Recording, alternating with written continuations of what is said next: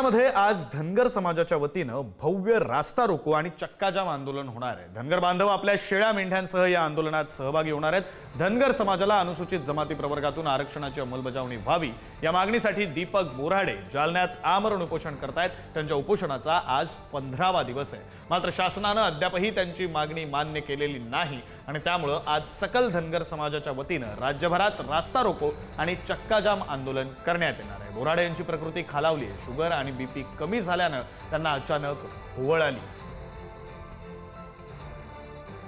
सामान्य जनतेला फार त्रास होणार नाही याची काळजी आपण घेऊ म्हणून सकाळी 11 वाजेपासून तर दुपारी 2 वाजेपर्यंत या 3 तासातच आपल्याला रास्ता रोको आणि चक्काजाम करायचा। आमच्या मायमावल्या सगळे आमचे मल्हार मावळे आणि मेंढर घेऊन रस्त्यावर उतरा। कुणीही कायदा हातात घेणार नाही।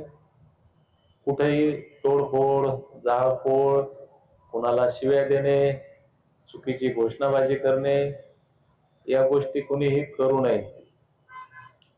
तसं कुणी केलं तर त्याचं मी समर्थन करणार नाही।